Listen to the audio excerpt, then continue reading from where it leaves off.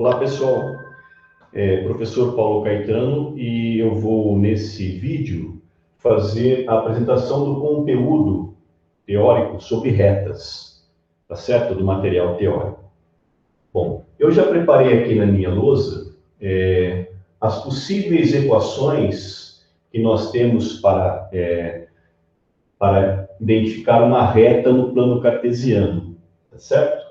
Então, nós temos, na verdade, três tipos de equações possíveis, e o gráfico de cada uma dessas equações vai ser uma reta aqui no plano cartesiano XY.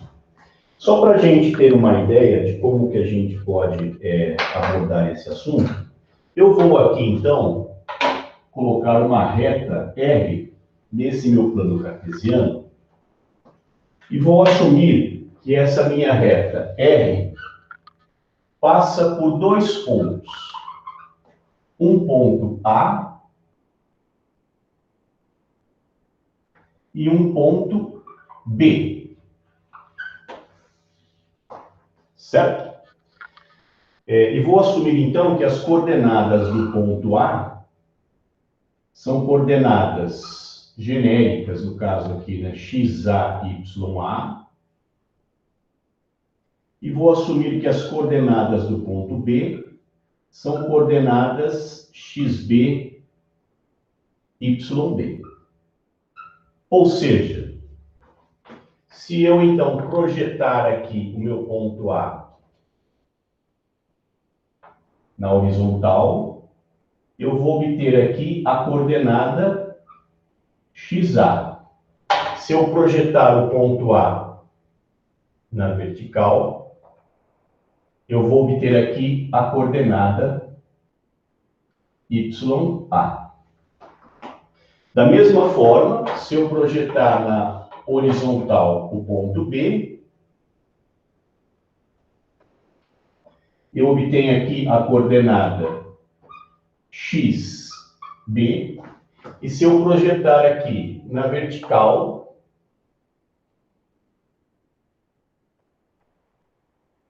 eu tenho a coordenada YB.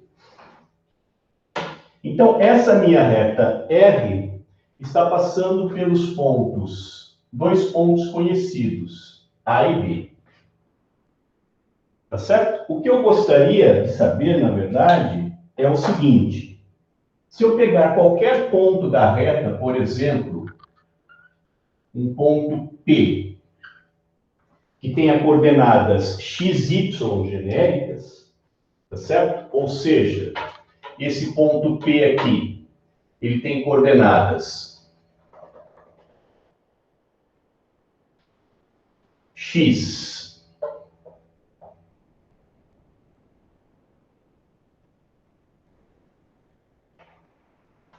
e Y, né, genéricos.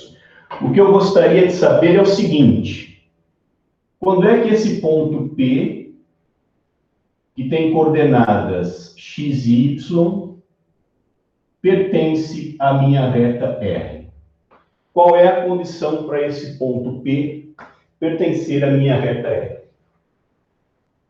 Bom, a gente vai determinar essa condição olhando para a semelhança de dois triângulos. No caso, o primeiro triângulo que eu vou construir vai ser esse triângulo que é um triângulo retângulo,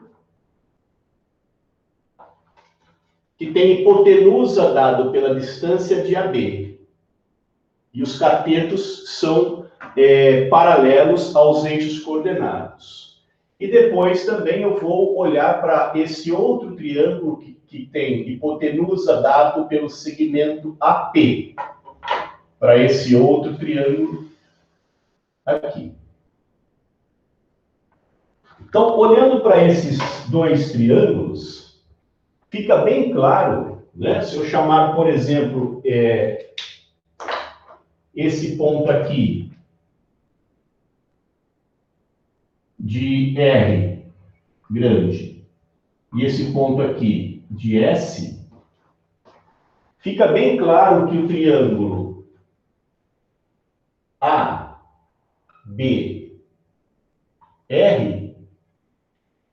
esse triângulo menor, ele é semelhante ao triângulo maior APS.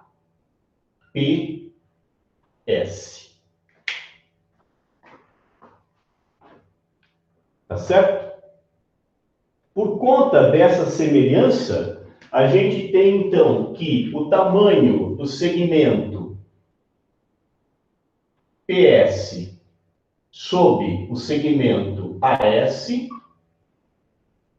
é a mesma coisa, né? Essa razão é a mesma coisa que a razão do segmento BR sob o segmento AR. Tá certo? Ou seja, esse cateto oposto está para esse cateto adjacente em relação a esse ângulo aqui que eu estou chamando de θ. Esse cateto oposto está para esse cateto adjacente, assim como esse cateto oposto está para esse cateto adjacente. E a gente sabe que essa razão nada mais é do que o valor da tangente do ângulo θ. Certo, pessoal? Bom, agora, se eu estiver interessado em calcular essas distâncias, né, e efetivamente esses valores, eu tenho que o tamanho do segmento PS, né, se eu calcular esses tamanhos aí, o meu segmento PS, o tamanho dele, vai ser dado por essa altura, que é a coordenada Y, menos essa altura, que é a coordenada YA. Então, o tamanho do PS vai ser o Y menos o YA. O tamanho agora do AS, o AS, então, é esse tamanho aqui, ele é dado por esse comprimento, que é o X, menos esse comprimento, que é o XA. Então, aqui fica X menos XA. Por outro lado, o tamanho do comprimento BR,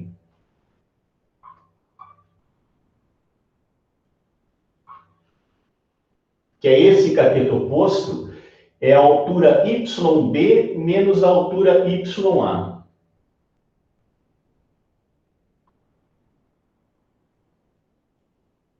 Por sua vez, o tamanho do comprimento AR seria o cateto adjacente menor, é o tamanho do comprimento XB menos o tamanho do comprimento XA.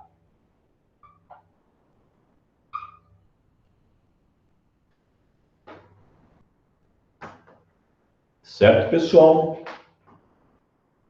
Bom, então agora a gente consegue calcular a tangente do ângulo θ, e essa tangente do ângulo θ a gente chama,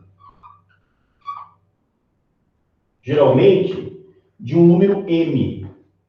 Então, o m vai ser igual à tangente do ângulo θ, que eu posso calcular como sendo cateto BR sobre AR, tá certo? Ou seja, o BR quem que é? É a diferença da coordenada y de B menos a coordenada y de A, dividido pelo AR, que é a diferença da coordenada x de B menos a coordenada x de A. Correto? Bom, isso colocado, a gente sabe então que um ponto P pertence à minha reta R se a razão PS sobre AS for igual à tangente desse ângulo. Portanto, dizer que o ponto P pertence à minha reta R, isso daí é equivalente a dizer que o x menos xa, desculpe, aqui é equivalente a dizer o seguinte: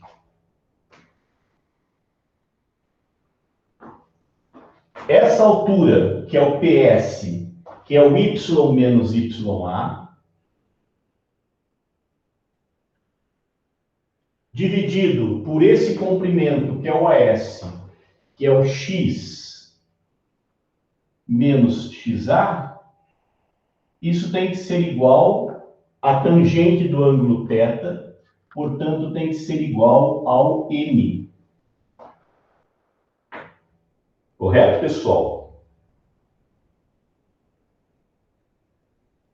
Logo, se eu trabalhar com essa equação aqui, isso aqui equivale a dizer ao seguinte: passando x menos XA para lá, eu tenho que o y, a diferença entre o y menos YA, vai ser igual a M, que multiplica a diferença do x menos XA.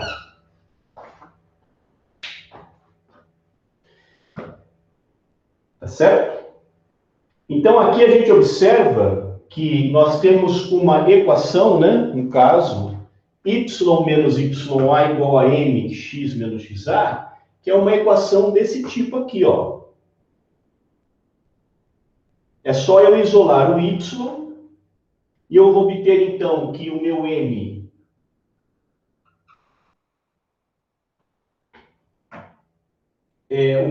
vai ser exatamente o y de B menos y de A sobre x de B menos x de A. Tá certo?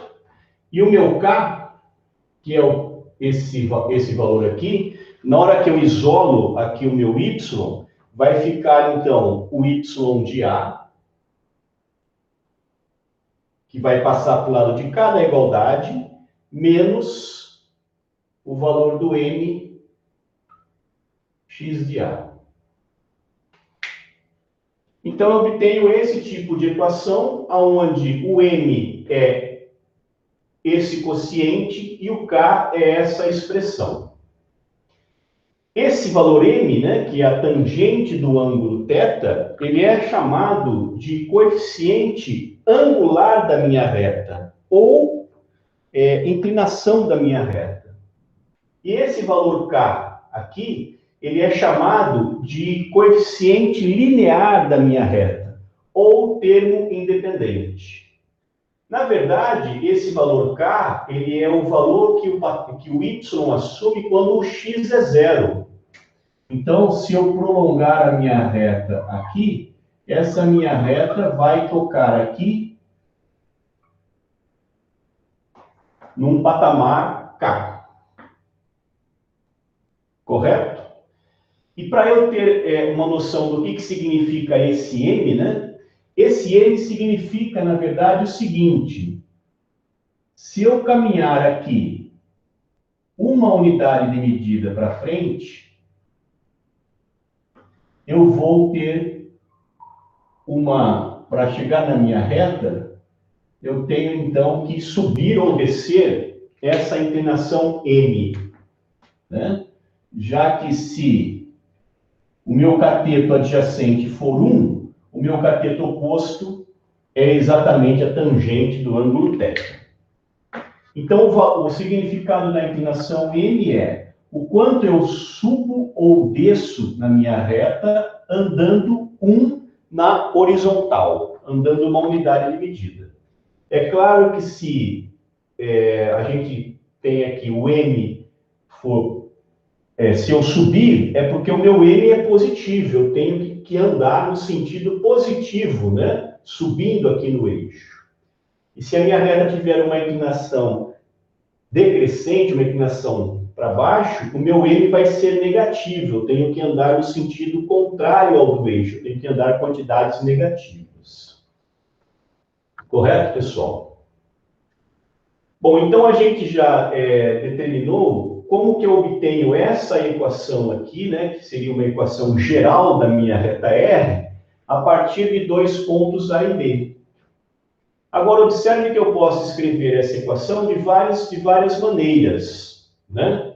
Por exemplo,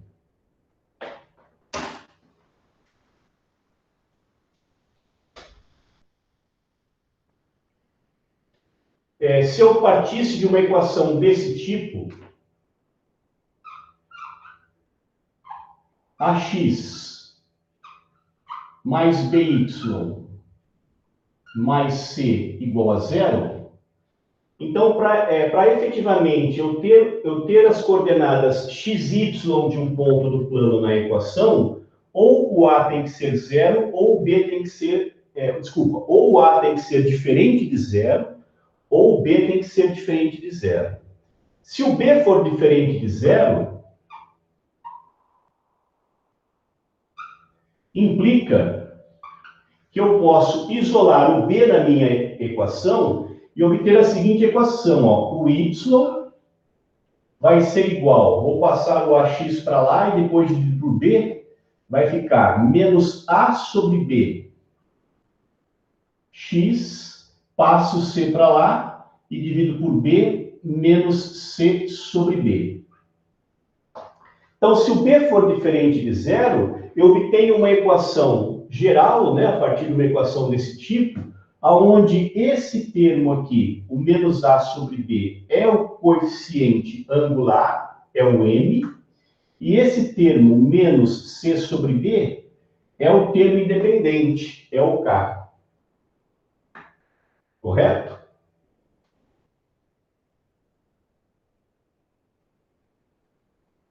Então, quando b é diferente de zero, eu obtenho a equação geral de uma reta. No caso do b ser igual a zero, o que acontece é que eu não tenho esse termo na minha reta. E aí, então, a minha equação fica x igual a menos c sobre a. Isso significa que todos os pontos da minha reta têm a mesma coordenada x. Então, seria uma reta na vertical. Todos os pontos teriam a mesma coordenada x, que é igual a menos c sobre a. Esse é outro tipo de reta, outro tipo de equação que representa uma reta, certo? E se a equação for desse tipo aqui, a minha inclinação é dada por menos a sobre b, e o termo independente é menos c sobre b. Correto? Se eu tivesse também uma equação desse tipo, eu poderia, agora, né, como eu já sei que ela representa uma reta, eu poderia então dividir essa equação toda por menos c, e eu vou obter a seguinte equação aqui, ó, menos, vamos supor que o c é diferente de zero, tá certo? Menos a sobre c, x, menos b sobre c, y, menos 1 igual a zero. Eu dividi toda essa equação por menos c. Então, ficou c sobre menos c deu menos 1, b sobre menos c deu menos b sobre c, e a sobre menos c deu menos a sobre c. E aí eu posso escrever essa equação da seguinte maneira agora, ó. X sobre, passando esse para cá, fica menos c sobre a, mais y, passando para baixo aqui fica menos c sobre b, passando menos 1 para lá, igual a 1. Que é uma equação desse tipo, onde esse aqui representa o meu P e esse aqui representa o meu Q. Por que essa equação é interessante? Porque essa equação, na verdade, ela está dizendo o seguinte: se eu prolongar aqui a minha reta mais para cá, eu sei que a minha reta está passando aqui, ela corta o eixo num determinado ponto, o eixo X, e corta o eixo Y em outro determinado ponto. Tá certo? Quem são esses pontos aqui onde essa minha reta está cortando os eixos? Observe que quando o y é igual a zero, né, vamos pegar essa equação aqui, ó. Quando o y é igual a zero, para essa equação ser igual a 1, o x tem que ser igual ao p. Então, no patamar zero, ela passa pelo ponto aqui, onde esse ponto tem coordenada p.